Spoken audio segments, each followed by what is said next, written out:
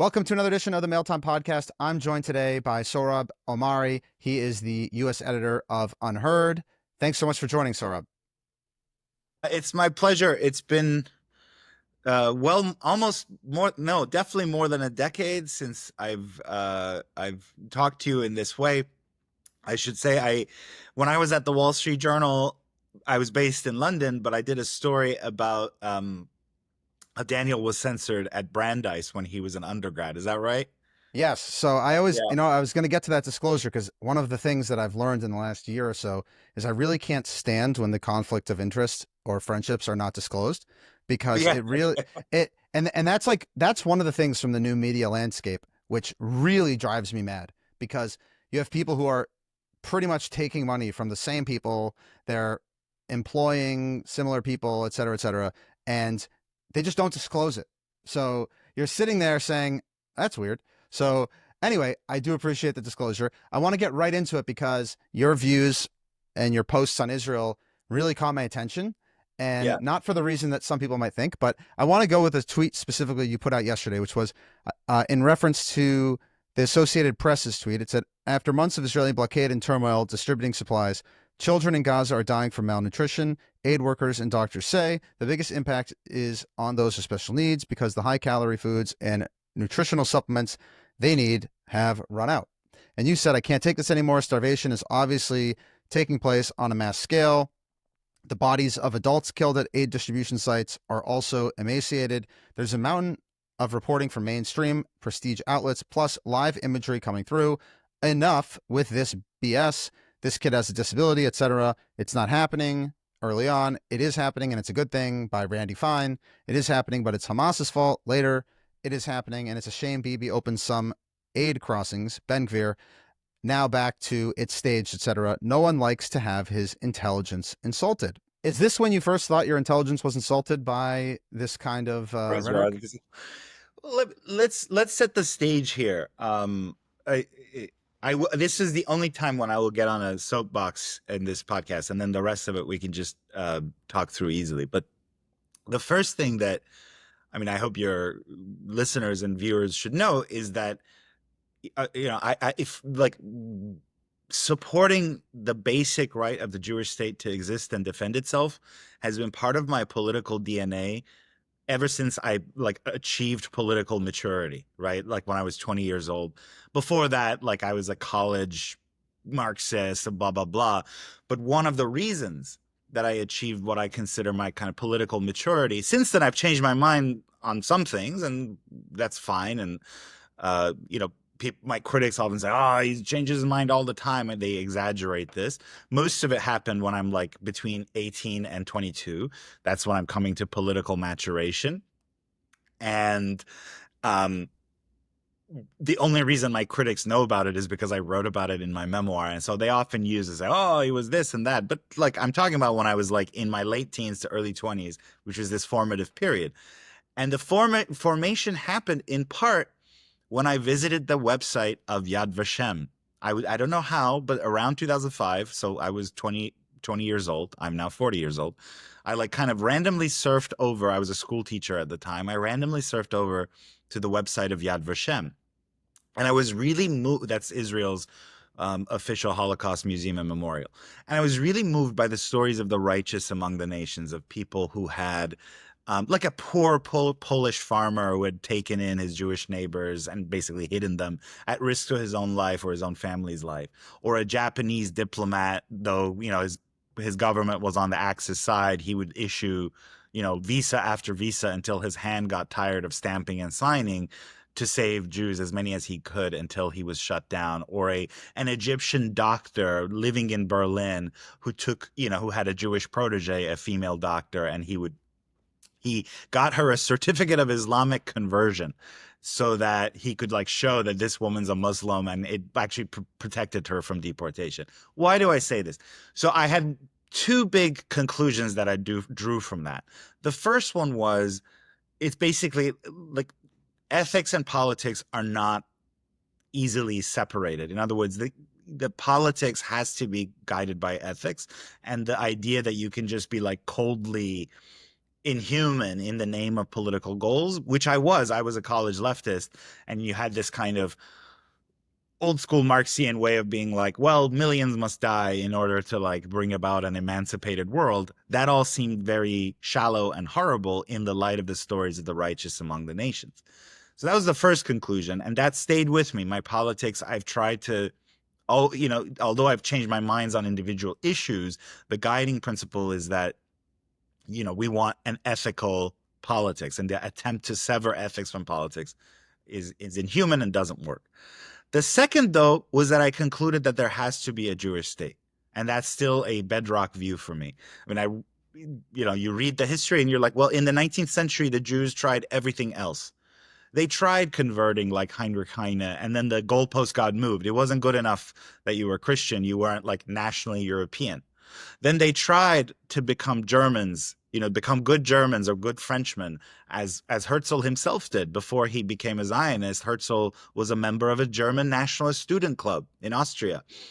And then that got pulled away. Said, no, you're not really German. That doesn't count either. They tried socialism, and that didn't work either because they were framed for the doctor's plot in the Soviet Union. So all these events in the 20th century, in the first half of the 20th century, like ratify Zionism for me. Right? If we're going to have a world that's divided into nation states, whether you think that's just or not, the Jews of all people have earned their right to a nation state. That is a bedrock for me and will never change. However, the thing that I found frustrating over the course of the Gaza war, and again, I think your listeners and viewers should know, is that when October 7th happened, like I responded right away in articles and in my own like tweeting. I said, Israel has a right to defend itself. Like it's not, I just want your listeners to know I'm not some like BDS type, right? I'm a friend of Israel. Well, I'm just going to interject because you're very busy and there's a lot of stuff going on. So from my perspective, I'm openly very critical of the Israeli government, of the Israeli army, of the army's various things they've done, coming from an extremely, extremely pro-Israel place. So it's saying that I'm with you in that not liking the lying. And one of the things is that it's not having an open conversation about these topics does not make you anti-Israel, does not make you a BDS. And it's insane that you have to go and say that. No, but the reason I say it is precisely this, that this is less about the substance of the conversation and some of the reactions you get. Is I found that the pro-Israel community writ large, there are many exceptions, but too often, like even if you've been a friend of Israel 100% of the way or 99% of the way all the time, once you begin to critique X, Y, or Z course of action of the Jewish state, it's like, well, look, he's an enemy now. Like you're an enemy. It's like, well, no, first of all, it's not true and not fair, but it's also an extremely dangerous rhetorical move because it's radically polarizing. You're basically conjuring the enemy that doesn't exist yet. You know, if you tell someone, if you criticize this one aspect or the course that the Gaza war has taken, therefore you cannot anymore be counted as a friend of the Jewish state or of the Jewish people, then you're like, you know, you risk creating lots of people they're like, well, I guess I'm not. And that's I think very counterproductive. Now I want to get to the substance. I mean, look, yes, I think that the starvation is happening. And why do I say that? It's because I am not prepared to discount, first of all, the footage that one sees with one's own eyes, combined with like everything that all the mainstream sense-making institutions tell us, right? Like I'm not so radically alienated from mainstream sense-making institutions like the New York Times, like the Financial Times, like the Economist. I'm a critic of these institutions, to be clear, but I don't think like them and then the World Food Program and Cindy McCain, the late Senator John McCain's wife, or widow, I should say, who is a spokesman for the World Food Program, and 115 mainstream aid organizations like Refugee International, et cetera. All these are like in bed with Hamas, and only like, you know, basically the only source that you can believe is like the Israeli government or pro-Israel influencers. the totality of evidence I've seen leads me to believe that although there have been like mistakes that the New York Times made, like identifying that child who clearly had a disability and not putting it out there, nevertheless, the totality of evidence, and by the way, the New York Times didn't correct the story because it wasn't obliged to. The kid was showing signs of malnutrition, and if you have disabilities, you're more likely to show it earlier and more dramatic fashion. The New York Times really like should have included that context, but there's just like plenty of other pieces of footage that you see. Like if you look at the aid distribution sites, when there is the footage of the aid distribution sites, you see the adults and the teenagers that are lined up to get food look really emaciated. And I just so right. To wrap up my thought is in that tweet, I was saying to people, and I know they're out there, pro-Israel people of good faith, we're like, stop with the kind of, they're basically they're accusing you of being a Hamas propagandist. But I want to say that's not even it's a sort of certain set of stock answers. It's like, correct. Yes. Shuffle the card. It's not happening. Shuffle the card. It's Hamas's fault. Shuffle the card.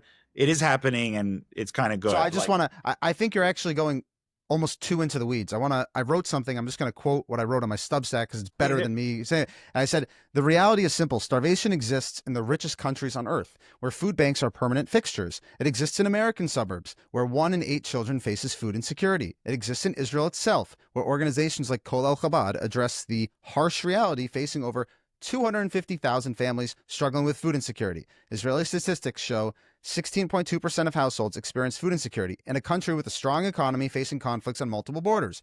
But we're supposed to believe that in Gaza, a territory under siege and bombardment, run by terrorists who steal aid money to build terror tunnels instead of feeding people, hunger has somehow been magically eliminated. This is like claiming it never rains during hurricanes. So the entire preface to me is just moronic. Like, I can't even believe that Israel would take that position. And the reason I say it is because I actually think that it distracts from the core issue. Instead of debating something that's clearly happening, there is food insecurity in Gaza. People are starving. Obvious fact, right? The question then becomes the moral obligation and the next steps forward, because you have so many people that are screaming, end the war now, release all the hostages, and somehow blaming Bibi for this not happening. I want to, and I've spoken to multiple sources in the security establishment. It's not exactly clear that Hamas knows where all of the deceased bodies actually are located. That's something that's not really talked about so heavily, but it's not as if they know where all 30 of the deceased bodies are. So that's a question that really has to be entertained. But I actually think that the discussion about is starvation happening or not is really a distraction from the core issue. And to me, it particularly incenses me because it creates this tension and this accusatory environment over something that is so obviously true. And you have allies like yourself that are being told, like you said, to essentially promote BS. So I don't understand that from a media strategy perspective or a moral strategy, because it obviously there is starvation. Obviously there's food insecurity. So I don't even know what the discussion is. Right. Well, I mean, there are points that maybe you agree, maybe you don't, but like the hot button question there, if you concede that there is starvation, is, is it caused by the Israeli government having blocked aid for a long time? And there are interesting pieces of evidence for that. The one that's most telling to me was that after the initial outcry, after the point where even President Trump and Vice President Vance started saying, legitimate to fight Hamas, but food must be delivered to the people there. Two things happened. Prime Minister Netanyahu put out a statement in Hebrew, which got circulated, in which he seemed to suggest, kind of begrudgingly, yes, we now have to, offer food, allow the food to get in. And as you quoted my tweet, Ben-Gvir put out a statement saying it's a scandal that we're opening the aid. So, which suggests that at least when it comes to food, the IDF and the Israeli government do have the power of life or death over, if not all of Gaza. I know there are parts of Gaza that aren't suffering from food insecurity as much, and it's about 2 million people, but there's about 500,000 that the various mainstream agencies say are at risk of severe malnutrition, that it's in a bad stage. Now, for those people, clearly there was a period during which the Israeli government shut down the passage of aid, because otherwise, why would Ben-Gvir get angry when it was reopened, right? And during that period, doing that, I think, like, people like me want to be able to say that that's not, befitting of Israel as a Jewish state, which means it's beyond what, like, the minimum of normative kind of legal requirements under the Geneva Conventions are, which in many ways were instituted in part because of the experience of the Jewish people during the first half of the 20th century, the barbarities that the Jewish people faced. But beyond that, like, the ethical requirements of Jewishness, which is it's like a high bar. Wait, one sec. We can't wrap a state into the Torah dictated values. I wish we could in a certain way, but the modern state of Israel is not Judaism. So yes, you have a certain bar, but let's also, I'm going to quote directly. There's a discussion. It was Ovadia Yosef's son, who's also was a chief rabbi, former chief Sephardic rabbi, Yitzchak Yosef, talking about Yuli Edelstein. In the draft law, he said his soul is an abomination. He was a prisoner of Zion and came to Israel. It's a shame he came to Israel. He should have stayed there. He's causing trouble for the yeshiva students. So here you have a preeminent Sephardic rabbi saying that a former prisoner of the Soviet Union should have stayed there. My point in raising this is that the politics in Israel are outrageous. I would never have a rabbi personally who I would subscribe to who would say such a thing about another person.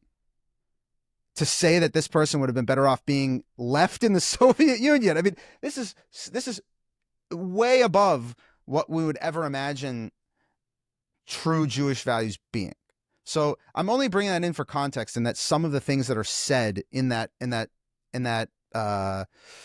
environment are quite outrageous. And I agree that there is a Jewish standard which I would love to see the state of Israel meet on all levels. But unfortunately, I don't think that as a modern nation state, that's really there.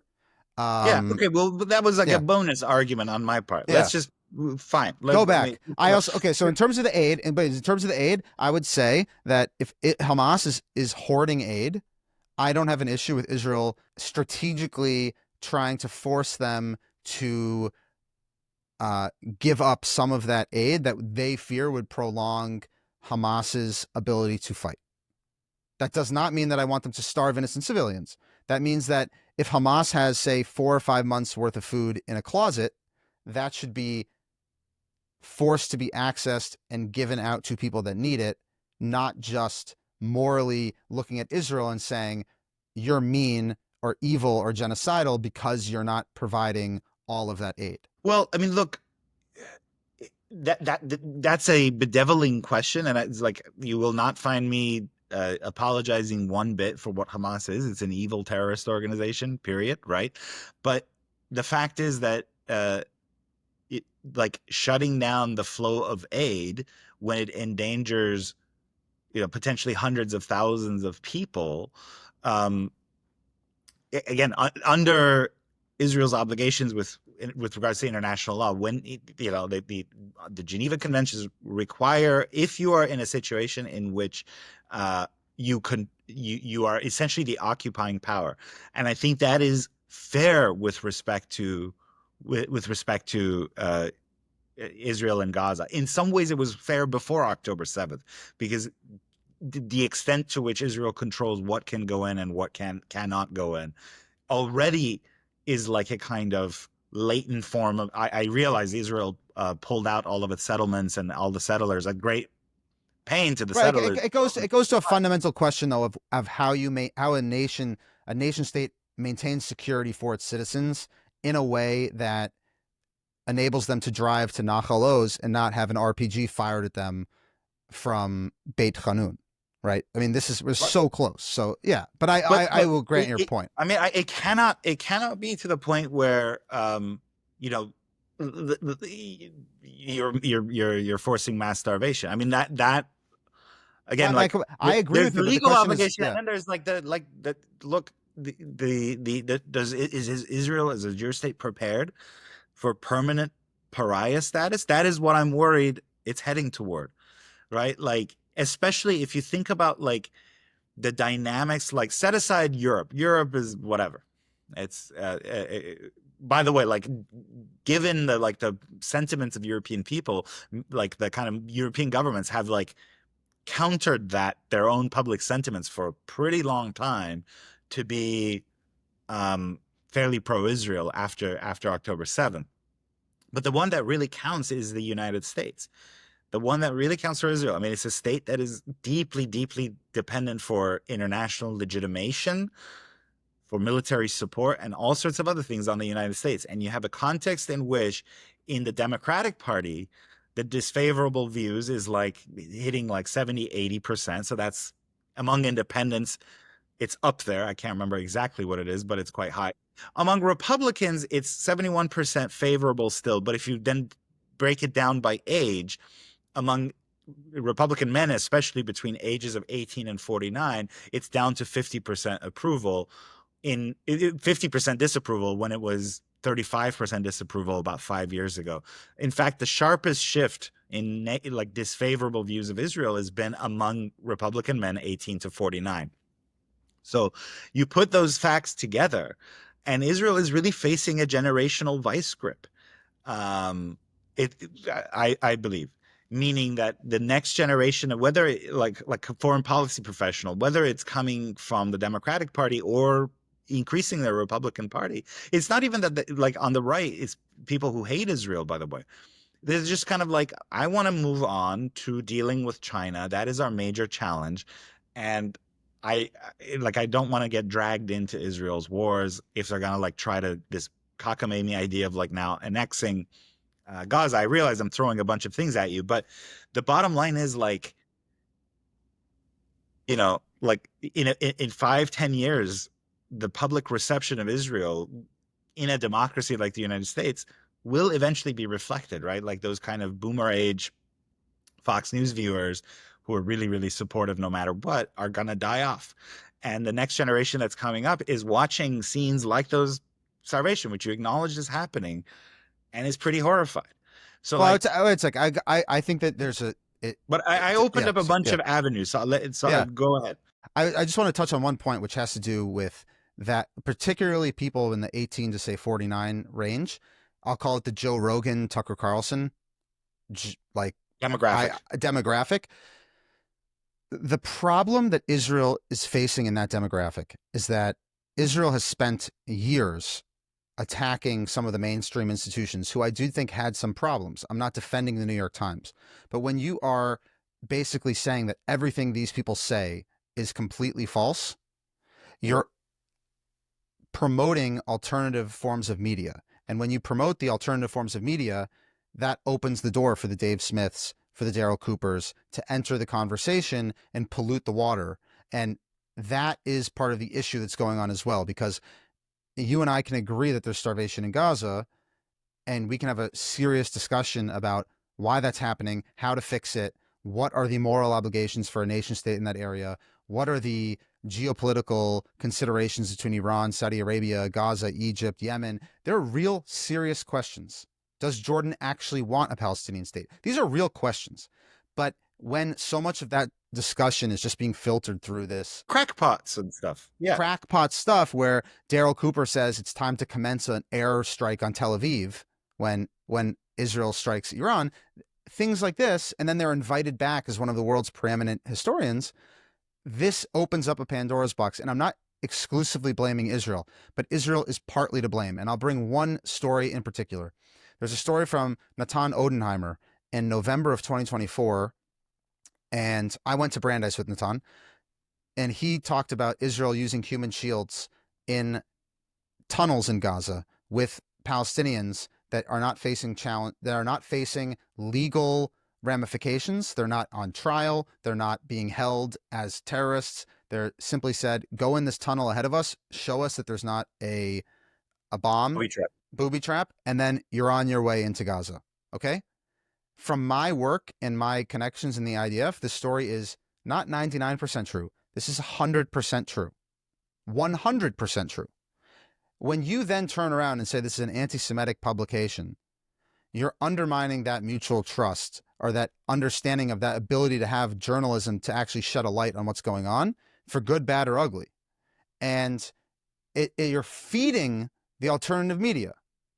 And it's this bad cycle. And a lot of the people in the media and the traditional media are not good people. I'm not necessarily denying that New York Times has a bias against Israel. That's not what I'm defending. I'm just saying that you can't throw the baby out with the bathwater when it comes to every single report, and you actually have to acknowledge it on and address it on the merits. They have these kind of rigorous processes. That doesn't mean that every story is perfect, right? Absolutely. But mainstream institutions have to go through these processes of, for example, every claim has to have at least two sources, as you know. There's an independent fact checker who goes over the reporter's story, calls up as many sources as possible without compromising them, and say, did you really say this to so-and-so? All these, and to write things very carefully. Just to give you an example, I was reading two accounts of the cancellation of the Britain's Royal Opera Company had just canceled a performance that was planned in conjunction with the Tel Aviv Opera in 2026 because of protests from the staffers. And it was interesting that initially I read the story in an Israeli outlet. I want to say one of the left of center, I think it was Haaretz. And the way that it was portrayed was basically, a whole bunch of quotes from various figures in the British opera who were criticizing Israel and saying this is why we're not gonna perform in Tel Aviv. Then I turned to the Times' story, saying that it's actually out today. I believe it's in today's paper. Certainly, I see it today on the website. And the Times does this: it quotes kind of the same quotes that I just mentioned to you, and critical of Israel from the various cast members and singers and actors and so on who object to performing Israel. But then in the second half of the story, it has a whole bunch of quotes from someone who is critical of the opera, of the British opera team. They says, well, like, there's a gazillion other crises in the world where even greater death is involved and even worse suffering and so on and so forth. And you guys don't cancel a performance over that. So why just now? I'm not even weighing in on the issue, on the merits. I'm just saying, like, that shows you, like, the Times and so on. And I think this is becoming almost a media podcast, which is interesting, and I think it's good. But, like, bending over backward, that if you're going to publish the views that are critical of Israel, of the people who are boycotting Israel's artistic community, and not making a distinction between its artists and civil society and its military and so on. Again, I'm not weighing in on all that, but portraying that, then you're going to give the other side, which is saying, hey, could this be bias? Is this really the right move? Is it fair? Like, that's the New York Times. And, like, I get so angry about any given New York Times story, but, like, those rigorous, and I think here's a thing that we can certainly agree on is the both the Israeli government and the pro-Israel influences you see, and I'm sure you know them. I like, you see them all the time. I know a lot of them. I don't hobnob, but I do know some of them. Yes. But no, I'm not saying you're friends with them. I'm just saying you see them on X. Yeah. It's like they're so destructive because you're right. That's a really good point, because it empowers people who want to revise our whole understanding of the Holocaust, for example, or of our whole understanding of I can give you a prime example, which I'm now kind of embroiled in. There was a person named Rami Davidian who claimed to have saved between 700 and 750 people. He claimed to find dozens of women tied up outside of the Nova Music Festival that were essayed and murdered. And this story actually got him in Sheryl Sandberg's movie, Screams Before Silence. Bret Stephens actually quoted his portion from that movie in a New York Times op-ed. He lit the torch at Independence Day for Israel, and it's a hoax. It's untrue. But now people say if you challenge that story, you're somehow The rape apologist. Exactly. And I'm sitting here saying, no, what happened on that day was so bad. Why do we have to promote this hoax? And they said, oh no, it's a right-left. It's not a right-left thing. It's not true. The same thing when people said there were babies cut out of stomachs. It is not true. What they did was, instead of killing a baby and murdering the mother, they found young children and their parents and shot them in the head. That does not make them morally better. They are That's monstrous. Monstrous barbarity. Why do we have to lie about this? And if I challenge you about lying, that does not make me anti-Israel. So it's like you said, you pick a card and you say this crazy stuff. So it's very, very frustrating. But I want to you mentioned something, and I don't want to misquote you, but you kind of said you're now nervous about the vice grip that Israel finds itself in after these pictures of starvation. My question for you is, on October 8th or October 9th, 2023, did you not have that same fear? Because for me, seeing that the response that Israel would have to take to get hostages, both living and dead, back, and to also ensure, I had a fear immediately, because you know what they have to do. So I did not. I'll tell you what I did on October 8th or 9th. I can't remember which of the days, but I can look it up in a second. I wrote a piece. Hold on. The Center, Ahmari, Compacts, live research. So it was October 11th. I wrote a piece in Compact, the magazine I co-founded. I'm no longer there. And the headline is "Woke is Dying, Long Live the New Center." And the chief argument was that the Democratic left, the kind of very progressive end of the Democratic Party, had torched itself over the preceding 2-3 days. Why? Because they began protesting Israel's response to October 7th before Israel had fired a single shot. Right? They poured into the streets of Manhattan like on October 7th, right, on October 8th. And they basically put out like pro-Hamas statements, which were disgusting.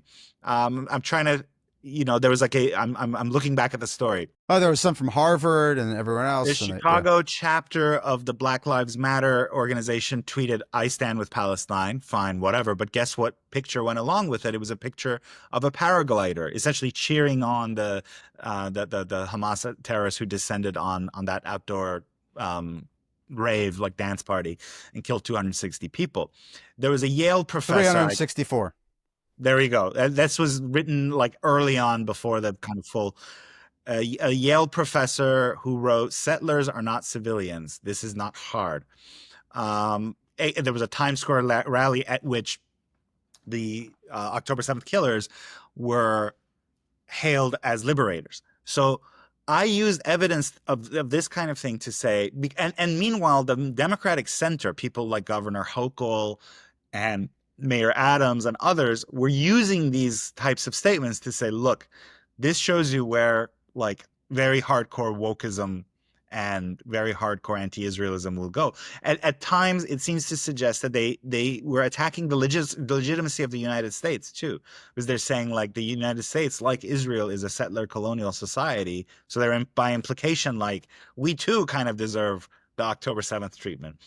And so my hope was, as I concluded the piece, I said like what this will do is allow the Democratic center to cut off the DSA types, the Democratic Socialists of America types, who are protesting Israel's response to October 7th before there's been a response. That was my initial thing. And so this is why I find it frustrating that now when I think, look, does Israel have a clear goal, or is it because it sometimes looks like it's just the inflicting of kind of maximum misery on this population? Can it really like conquer all of Gaza, and to what end? Can a single like can a minister in the sitting minister in a cabinet go a single day without issuing some blood curdling piece of rhetoric about how like it, we must starve them? Like I'm talking about Ben Gvir, Smotrich, and others. The picture has changed. I hate to say it, but like it's like some Israeli leaders are determined to vindicate the worst version of the kind of predictions that were made by the left, the anti-Israel left, on October 8th and 9th. Right? It's like, Well, you know, let's put it in real terms, though, right? You have a yeah. soldier. His name was Adir Tahar. He was in Golani, I believe, 51. Hamas came in. They killed him. They decapitated him. They took his head into Gaza in an ice cream freezer. His father, David, refused to bury him until he saw the body. And he, about before the burial, realized his son did not have a head, and the army didn't know where it was. 2 months later, they had a rescue operation and actually recovered his head from an ice cream freezer. It was in a gym bag, and someone had tried to sell it on Facebook Marketplace. And I had him on my podcast, and I'm talking to him, and he's telling me what he says to some of the ministers, and he tells Prime Minister Netanyahu, don't forget the enemy that we're dealing with, the government that we're dealing with over there. So my question to you is how, if you're a prime minister and this is a certain segment of your population that paid the ultimate price, how do you, obviously what Ben Gvir might say might be morally repugnant, how do you deal with the legitimate feelings of many Israelis that say, my child, my loved one paid the ultimate sacrifice. This organization cannot exist at the conclusion of this war. And additionally, they don't want them to be able to carry out further attacks. I mean, that's a serious concern. It's not a joke. That is absolutely a serious concern. I would say the question, ultimately, these decisions have to be made on a rational basis. As hard as it is, right? When your country is struck, you're going to be, of course, the emotions will run high, and emotions have run high. But the question is, will this secure the long-term well-being of these two people that have to live next to each other? I mean, even after, like, let's say the worst of the critics of Israel are right, and what's really being planned is, if not a genocide, a kind of ethnic cleansing, like a removal of the population. All this talk of voluntary migration, which, by the way, I find disgusting and ludicrous as well, because under these conditions, whose migration can be really counted as voluntary? But even after, let's say, a voluntary migration takes place, there's going to be just millions of Palestinians that are part of the Israeli story. And what is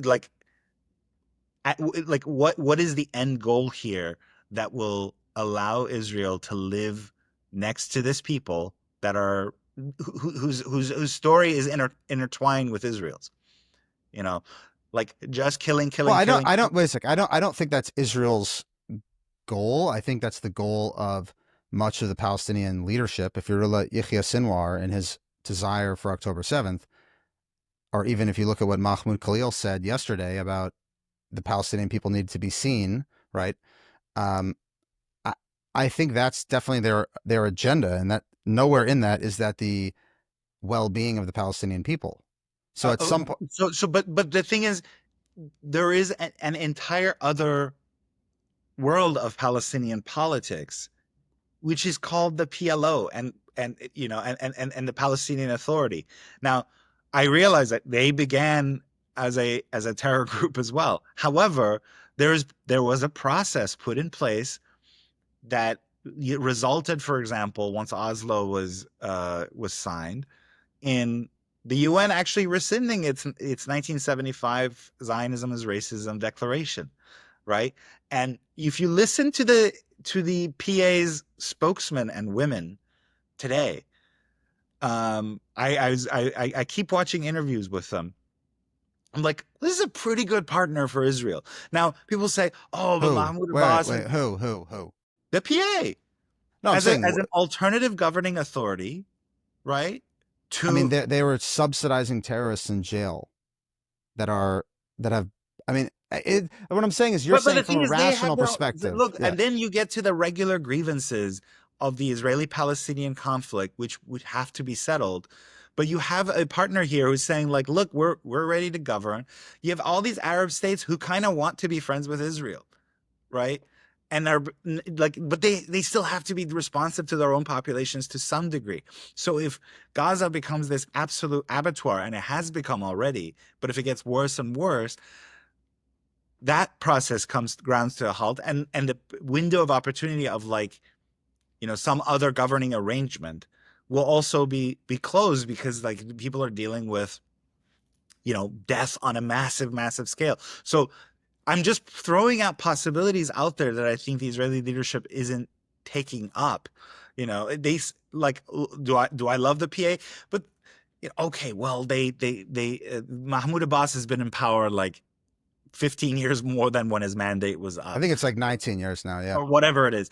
But Yeah. like, plenty of Israel's other diplomatic partners in the Arab world have been in power like forever. They're like basically dictators. So who cares?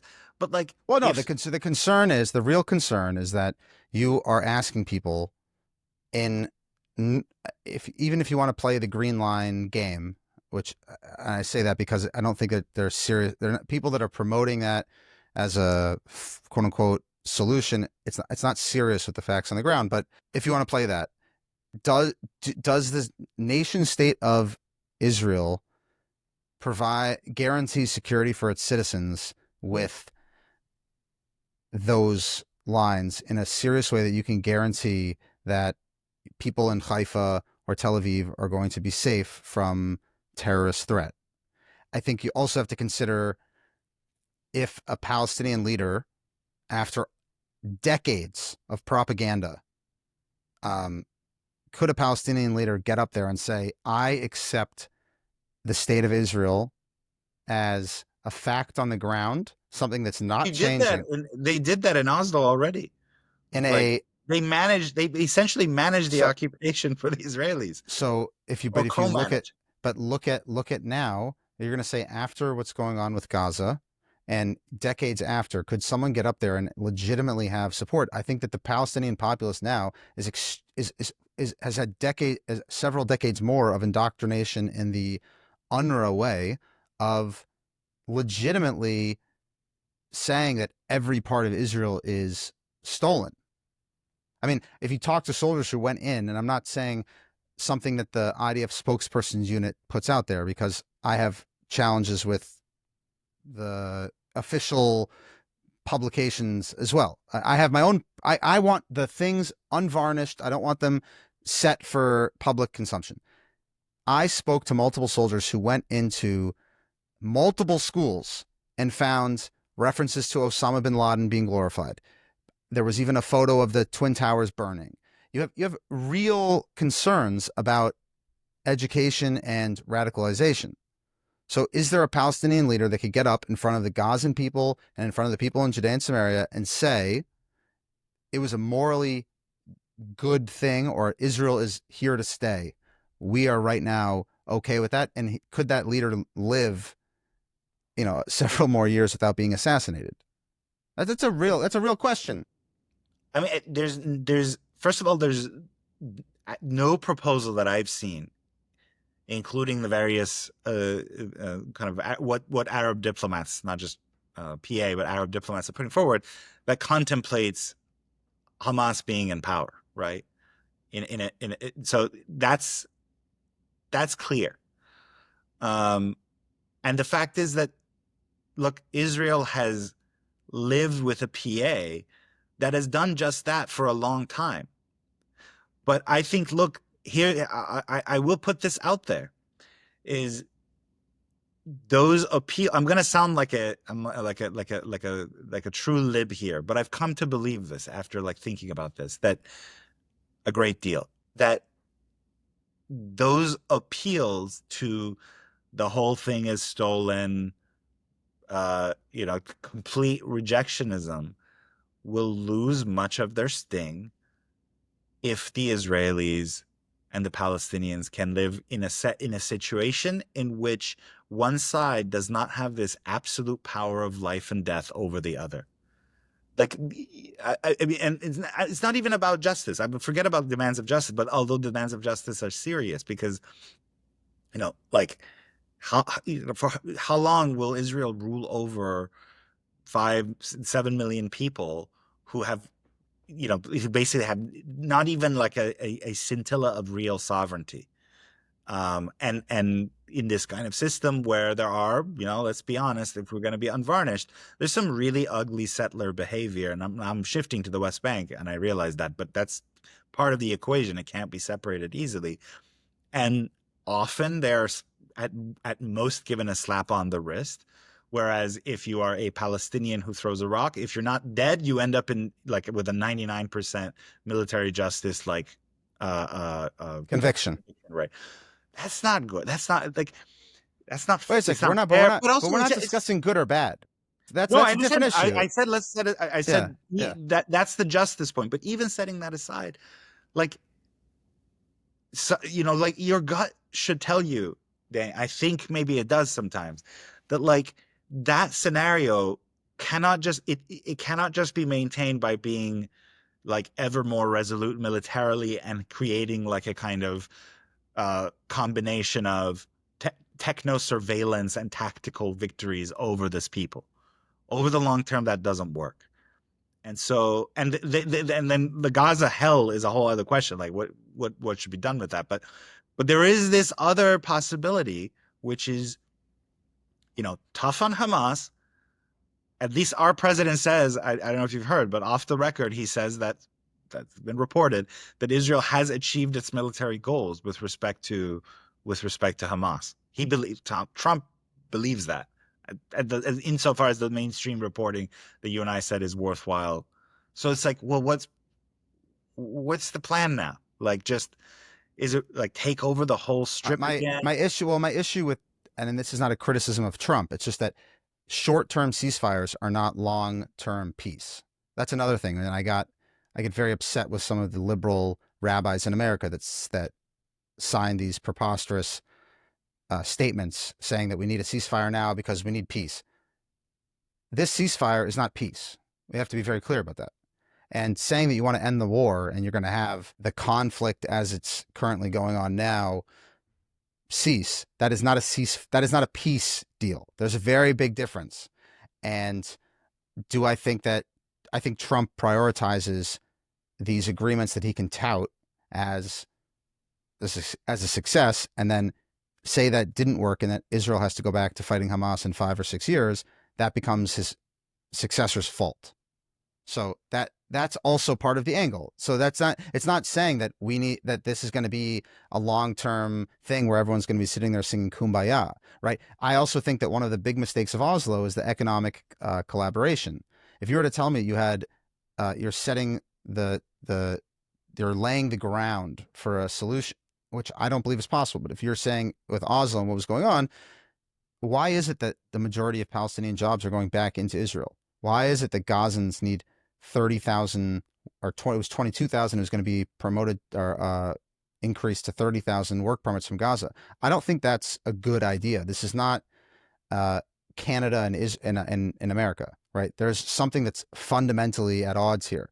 And you also have to consider that going forward in terms of any final status kind of discussion, you have some of the most hardcore left people who they gave jobs to Gazans who used that opportunity to surveil their homes, to write down the names and telephone numbers and everything from people that were in Beirut or Kfar Aza or Nir Oz or Niram, and then come and kill them.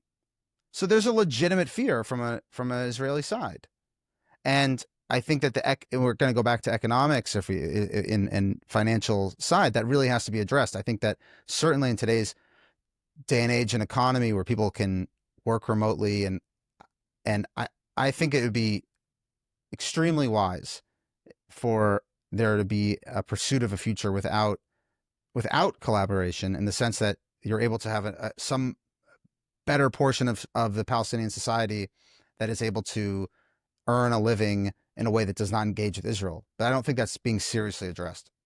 I'm totally willing to grant that. I'm totally willing to grant that. I mean, I remember I've been to Israel many times, and my first visit went to like kind of typically it's like a kind of typical junket for Americans by organized by a pro-Israel group. And we got like a security briefing from, this was 2011.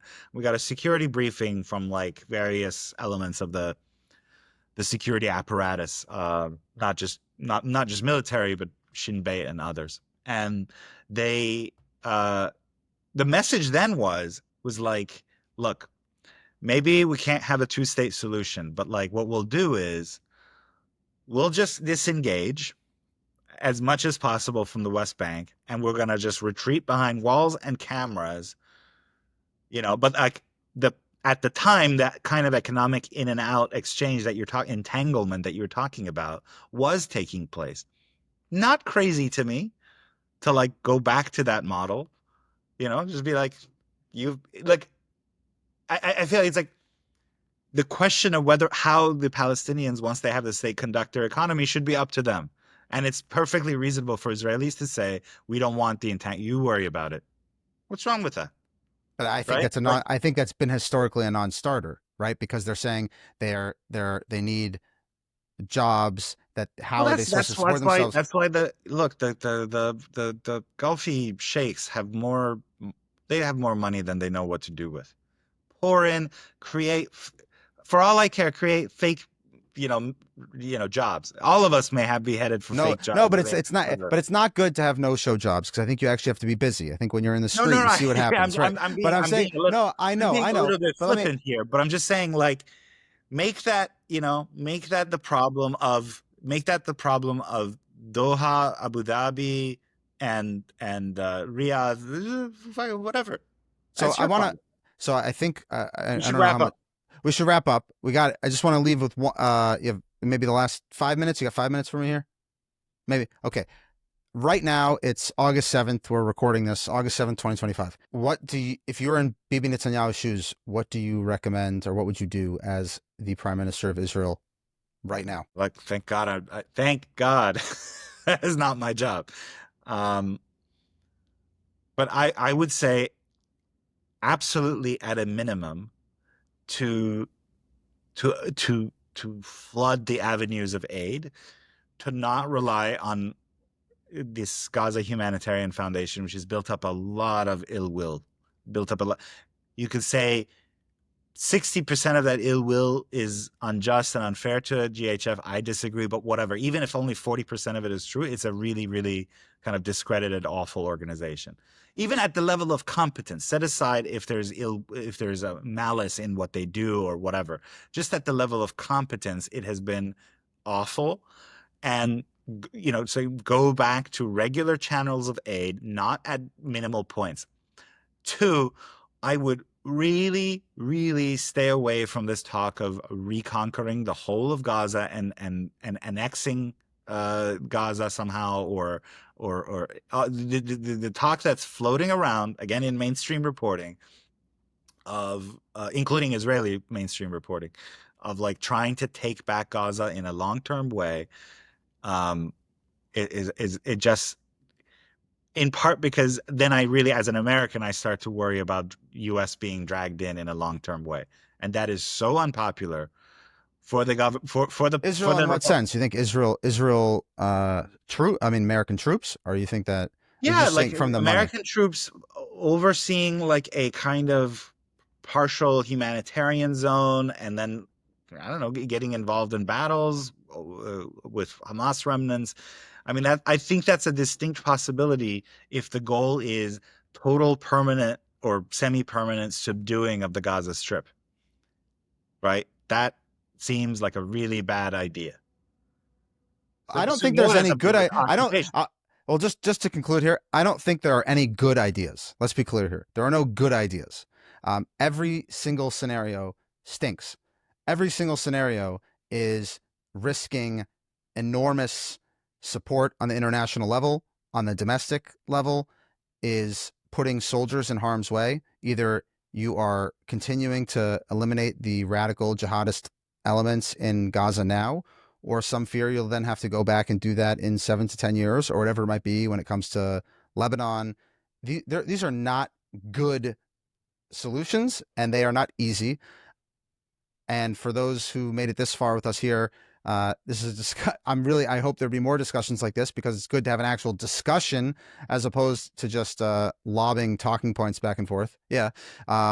It's the opposite of the Piers Morgan phenomenon. So look, I really appreciate it. I appreciate your honesty and taking the time, and I hope we can do it again. So best of luck, and Thank you, Dan. everyone check out Sohrab at Unheard. Cheers, man. Appreciate it. We Thank good? you. But we gotta wait.